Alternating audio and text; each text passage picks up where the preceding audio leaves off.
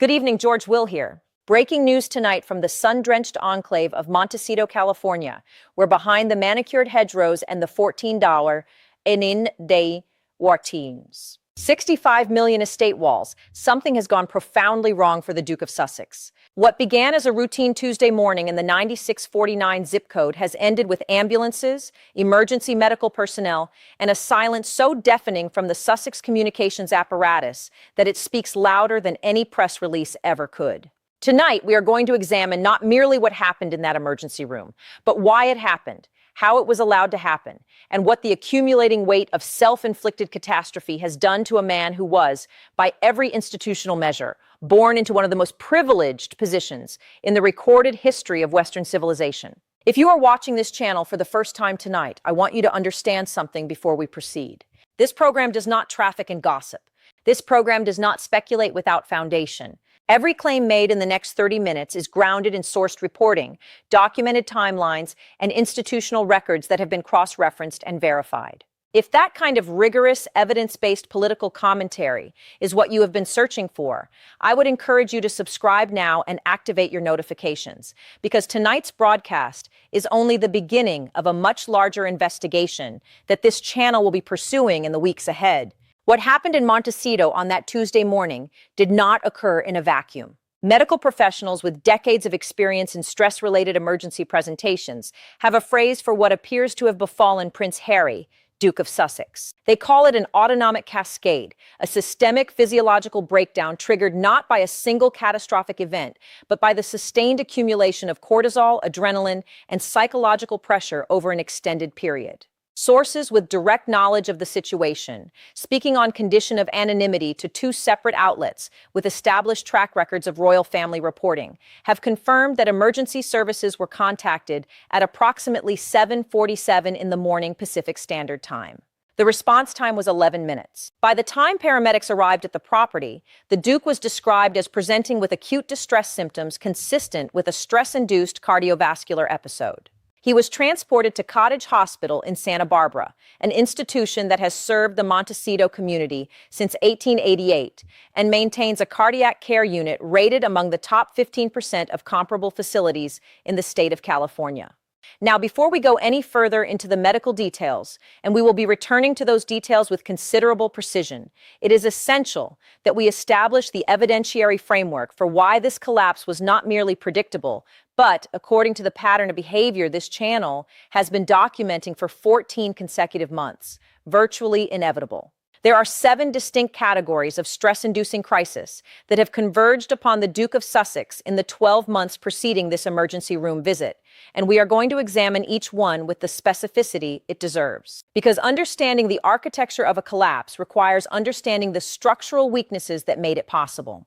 The British monarchy has stood for over 1,000 years. The institutions it represents have survived revolution, world war, and constitutional crisis. But one man, in the span of approximately 4 years, has managed to position himself in direct opposition to virtually every one of those institutions simultaneously. And the physiological consequences of that opposition are now manifesting in ways that can no longer be concealed from public view. The first category of documented stress in the Duke's recent history involves the catastrophic commercial failure of the Sussex brand enterprise. When Harry and Meghan departed the United Kingdom in January of 2020 and formally stepped back from royal duties in March of that same year, they entered into what their representatives described as a journey toward financial independence. The numbers that have emerged from that journey are, to use the most charitable adjective available, sobering. The Netflix partnership, signed in September of 2020 for a reported $100 million over 5 years, has produced exactly 2 projects of any commercial significance: the documentary series that aired in December of 2022 and the controversial Polo documentary that followed. Industry analysts at Bloomberg Entertainment have assessed the return on that $100 million investment as substantially below the threshold Netflix considers acceptable for continuation. The Spotify partnership, valued at $18 million, was terminated in June of 2023 after producing a single podcast series that ranked outside the top 50 in its own category during its initial release window. That is not a streaming partnership. That is an $18 million lesson in the difference between celebrity and substance. The second category involves the legal battles that have consumed both the Duke's financial resources and, according to every behavioral indicator available to outside observers, his psychological reserves. The phone hacking litigation against Mirror Group newspapers, which concluded in June of 2023 with a judgment in the Duke's favor, but with damages assessed at $140,600, a figure that legal observers noted was substantially lower than the Duke's own legal costs in pursuing the case, established a pattern that has continued into subsequent proceedings. The ongoing litigation against Associated Newspapers, the publisher of the Daily Mail, has generated legal fees estimated by Fleet Street sources at no less than $2. $3 million on the Duke's side alone. When you add the costs of the visa application controversy, which prompted congressional inquiries from at least 3 Republican members of the House Judiciary Committee, the cumulative legal expenditure begins to look less like principled advocacy and more like a sustained exercise in financial self-destruction. The third category is perhaps the most politically significant for the audience of this program. The relationship between the Duke of Sussex and the United States government has deteriorated in ways that were not publicly reported until this channel began connecting the relevant dots approximately 6 months ago. The visa application controversy, which centers on the Duke's disclosure or alleged non-disclosure of prior drug use on his immigration documents, has not been resolved. It has been deferred. And there is a meaningful legal distinction between resolution and deferral that the Duke's legal team has been careful not to explain to the press. Under 8 U.S.C. Section 1182, the Immigration and Nationality Act's inadmissibility provisions, a finding of willful misrepresentation on an immigration form carries consequences that no amount of celebrity can neutralize. The Heritage Foundation filed a formal request under the Freedom of Information Act in March of 2023 for documentation related to the Duke's visa application process. That request has been met with delays and partial responses that, according to immigration law specialists consulted by this program, are inconsistent with standard processing timelines. The fourth category is the family rupture, a subject that this program approaches with precision rather than sentimentality, because the institutional consequences of that rupture have financial and legal dimensions that extend far beyond the personal. When King Charles III was diagnosed with a form of cancer in February of 2024, the Duke traveled to the United Kingdom for a visit that lasted approximately 45 minutes, according to multiple palace sources cited in reporting by the Times of London. 45 minutes. For context, the flight time from Los Angeles International Airport to London Heathrow is approximately 10 hours and 30 minutes. The Duke spent more time in transit than he spent at his father's bedside.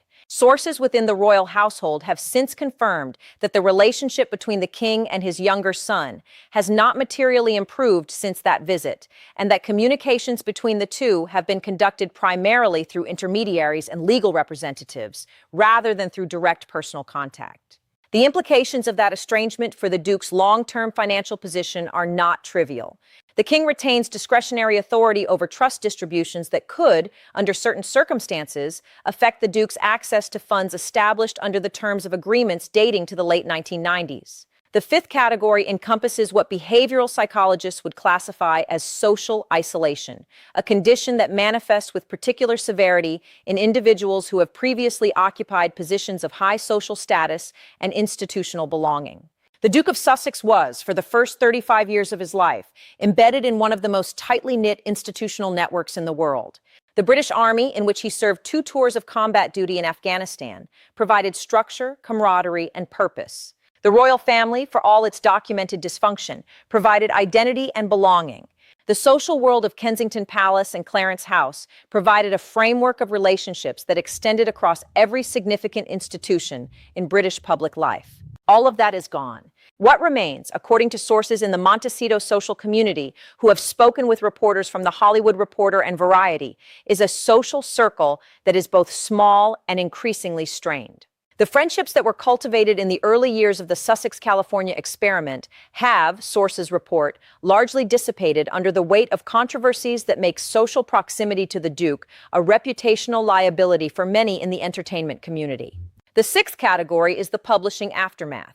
The memoir Spare, released in January of 2023 and published simultaneously in 16 countries, generated approximately $20 million in advance payments, according to publishing industry sources. It also generated something that no advance payment can neutralize: a permanent documentary record of accusations, grievances, and revelations that have made reconciliation with the royal family structurally impossible as long as the book remains in print. Legal experts in defamation law consulted by this program have noted that several passages in Spare create ongoing liability exposure for the Duke if the individuals named in those passages, including members of the royal family who are not private citizens under British law,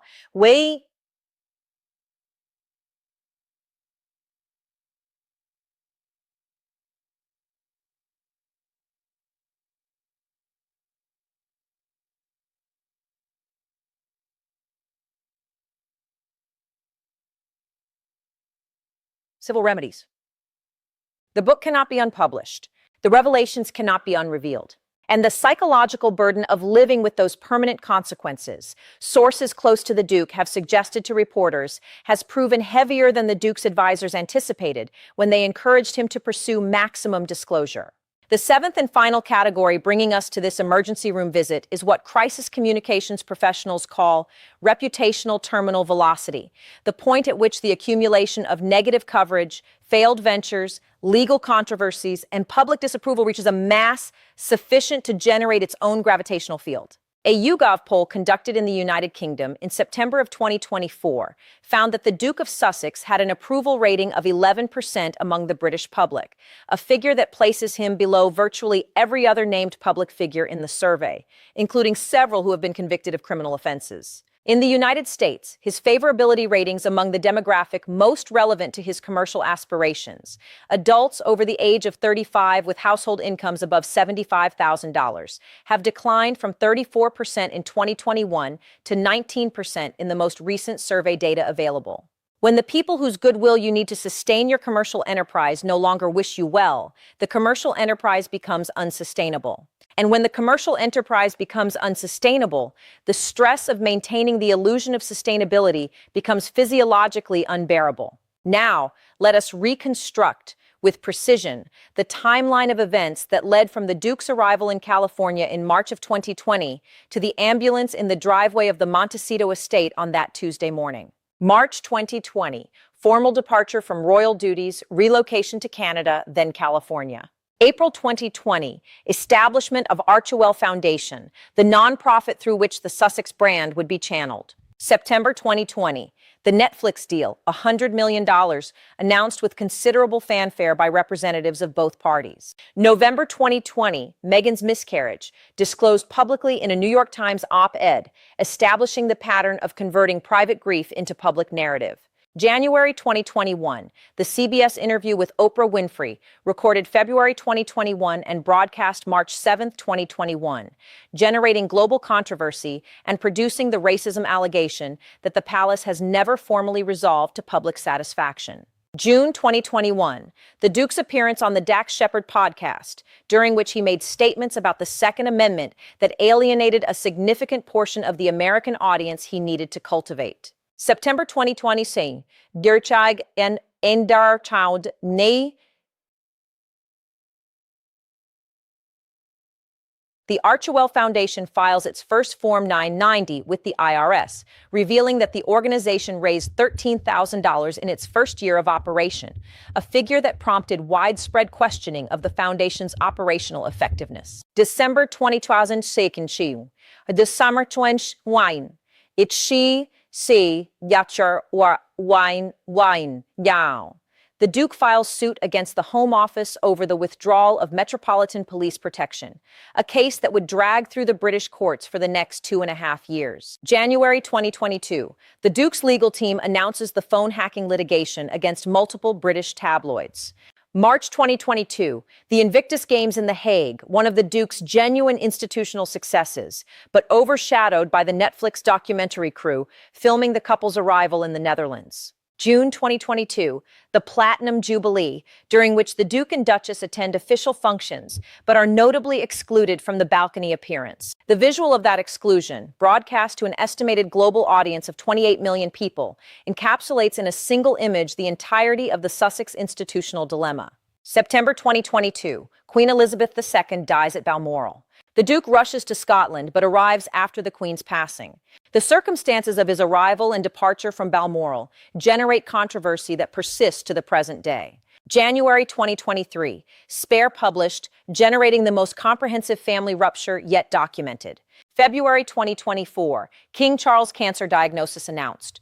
April 2024, the Duke's 45-minute visit to his father. June 2024, the Invictus Games' 10th anniversary celebration at St. Paul's Cathedral. The Duke attends but does not meet with senior members of the royal family. September 2024, the Duke's visa controversy reignited by reporting in the Daily Mail. October 2024, kwani wachi fra mikor soar wa. The Archewell Foundation's latest Form 990 reveals ongoing operational questions about fund deployment and administrative costs. November 2024, multiple sources report significant tension within the Sussex household. December 2024, the Duke cancels a scheduled appearance at a charity event in New York, citing unspecified personal reasons. January 2025, reports emerge of the Duke seeking counsel from a therapist in Santa Barbara, his third therapeutic relationship in 18 months. February 2025, the Netflix partnership renewal discussions stall, according to entertainment industry sources. March 2025, the Duke is photographed appearing visibly unwell at a private dinner in Montecito, attended by approximately 12 guests. And then, on that Tuesday morning in the spring of 2025, the ambulance arrives. The legal consequences that flow from this situation are, from an institutional perspective, more significant than the medical ones. If the Duke's health deteriorates to the point where he becomes unable to manage his own legal affairs, the implications for the ongoing litigation against associated newspapers become immediately complex. British civil procedure rules contain provisions governing the management of cases when a party becomes incapacitated, and the Duke's legal team would face immediate obligations under Civil Procedure Rule 21 to appoint a litigation friend, a representative empowered to make procedural decisions on the incapacitated party's behalf. More significantly, the visa controversy with the United States government does not pause for medical emergencies. The Heritage Foundation's FOIA litigation is proceeding on its own timeline, and the documentary record it seeks, it might dine, victory, dine, but dine, if it exists,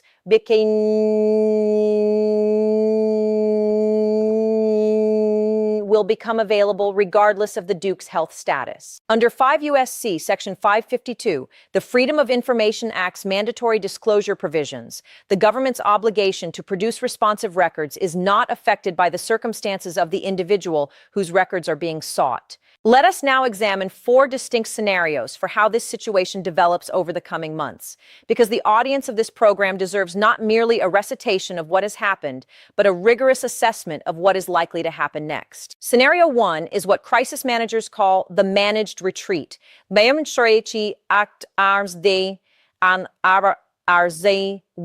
The Duke accepts a period of enforced quiet, withdraws from public activities, allows the medical situation to resolve, and returns to a reduced level of public engagement that prioritizes health over commerce. This is the scenario his advisors almost certainly prefer, because it removes the acute crisis from public view without requiring any of the structural changes that would actually address the underlying problems. The probability of this scenario, based on the behavioral patterns this program has documented, is approximately 40%. Scenario 2 is the institutional reconciliation.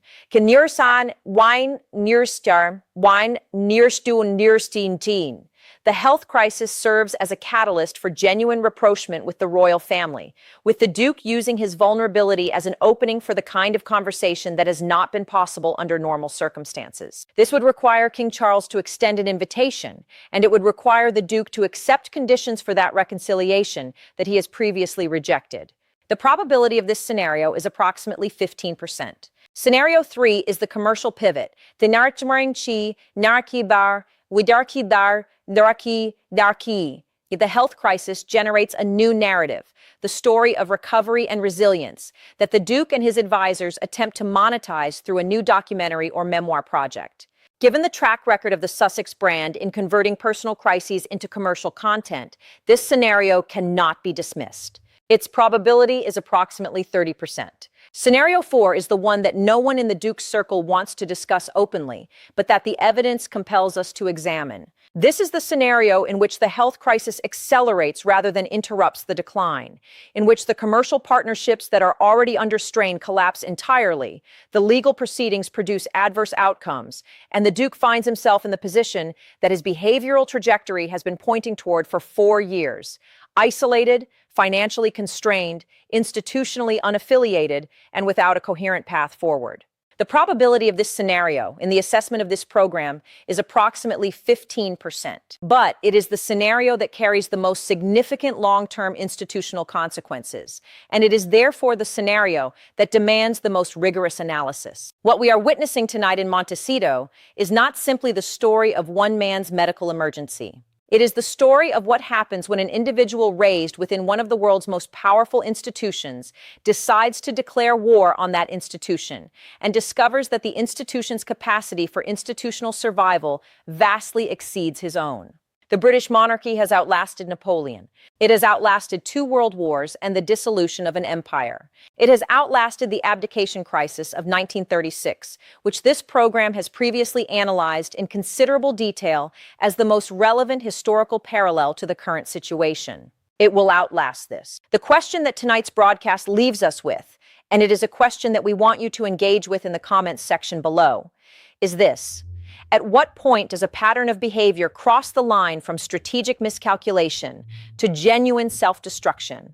And what responsibility, if any, does the institutional apparatus that shaped that individual bear for the consequences? That is not a rhetorical question. That is a question with a specific, documentable answer. And this channel will be providing that answer in our next broadcast, which will examine in detail the role of the palace communications apparatus in managing, and in certain documented instances, actively exacerbating, the Duke's public decline.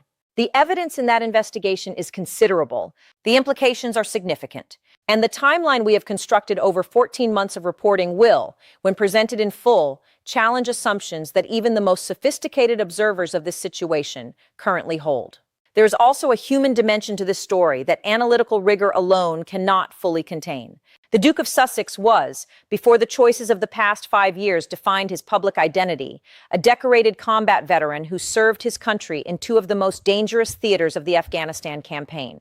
He was a young man who lost his mother at the age of 12 in circumstances of global public spectacle that no child should be required to endure. He was, by the accounts of those who knew him in his military service, a man of genuine courage and genuine camaraderie, who found in the structure of the armed forces a sense of purpose and belonging that royal life had never fully provided. What has happened to that man, what the choices of the past 5 years have done to the trajectory that his better qualities might have supported, is a story that this program will continue to tell with the same analytical precision and the same evidentiary standards that tonight's broadcast has maintained. The emergency room visit in Montecito is not where this story ends. It is, if the pattern of evidence this program has documented is any guide, closer to a turning point than to a conclusion. The direction of that turn remains to be determined. Subscribe, activate your notifications, and bring your most rigorous analytical attention to what this channel publishes next. The story of the House of Windsor in the second decade of the 21st century is far from over. Tonight's emergency room visit is not a conclusion. It is a data point in a pattern that is still being written. Good evening.